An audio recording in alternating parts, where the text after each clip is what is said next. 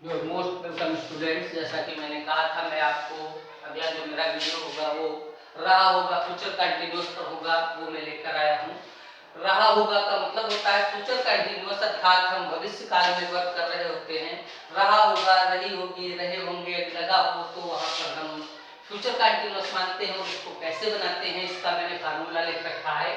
ये सब्जेक्ट है plus will या शैल का प्रयोग, विल बी या शैल बी का प्रयोग करते हैं, प्लस वर्ब में आईएनजी का प्रयोग करते हैं, फर्स्ट फॉर्म में आईएनजी का प्रयोग करते हैं, प्लस ऑब्जेक्ट का प्रयोग करते हैं। इस फार्मूला से हम फ्यूचर कंटीन्यूअस को बनाते हैं। अब फ्यूचर कंटीन्यूअस में अगर हम नेगेटिव सेंटेंस को लगाना चाहते हैं तो सेम जैसा कि पॉजिटिव सेंटेंस बनाया जाता है वैसा ही बनाया जाएगा, क्योंकि मैंने देखिए सब्जेक्ट के नीचे एरो लगा रखा है। विल बी और शैल बी के नीचे भी एरो है, अर्थात वही सेम यहाँ पर फिर से उतार दिए जाएंगे।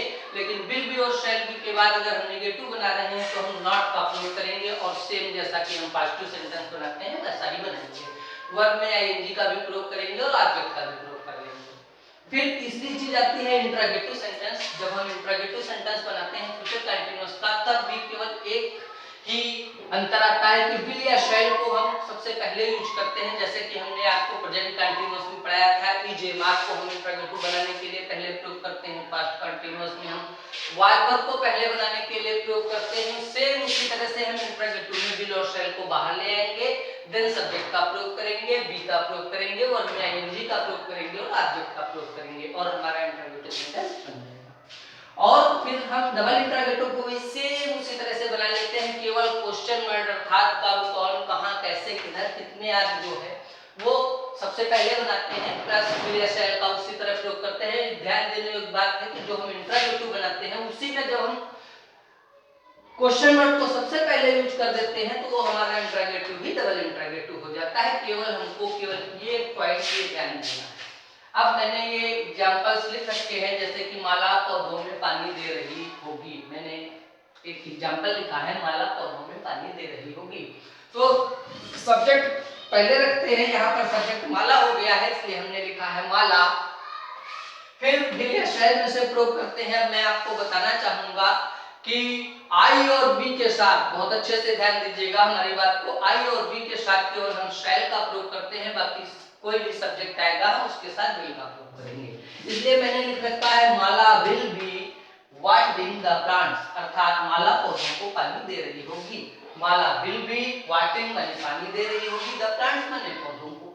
फिर हमने दूसरा लिख रखा है हम हिंदी पढ़ रहे होंगे, हम हिंदी पढ़ रहे होंगे। तो वी माने हम हो गया, शैल का प्रयोग करेंगे क्योंकि आई के साथ शैल का प्रयोग करना है।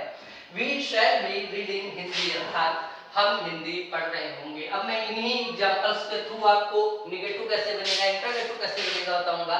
अब मैं कह रहा हूं माला पौधों में पानी नहीं दे रही होगी। मैंने सेंटेंस को क्या कहा है, माला पौधों में पानी नहीं दे रही होगी। सेम ऐसा ही सेंटेंस बना रहेगा, केवल जैसे कि यहाँ पर हमने क्या किया है वैसा ऊपर वाले में नॉट का प्रयोग किया है विल और शैल के बाद, उसी तरह हम यहाँ पर भी प्रयोग करेंगे विल और शैल का नॉट के, विल और शैल के बाद नॉट का प्रयोग कर लेते हैं यहाँ पर और सेम वैसा ही बनाते हैं।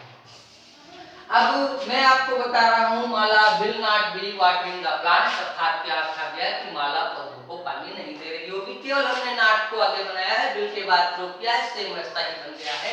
अब मैं इसी सेंटेंस को कह रहा हूँ क्या माला पौधों में पानी दे रही होगी, तो फिर अकॉर्डिंग टू इंट्रोगेटिव क्या होना चाहिए, विल या शैल जो हम प्रयोग कर रहे हैं उसको पहले ले आएंगे और हो जाएगा।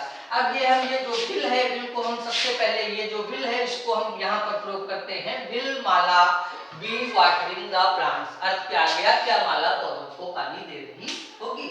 अब हम इसको डबल इंट्रोगेटिव कर सकते हैं, हम हिंदी पढ़ रहे होंगे। अब मैंने इसको कर दिया है हम हिंदी क्यों पढ़ रहे होंगे, तो क्योंकि इंग्लिश हम बनाएंगे सबसे पहले हम बी का प्रयोग करें, व्हाई का प्रयोग करेंगे।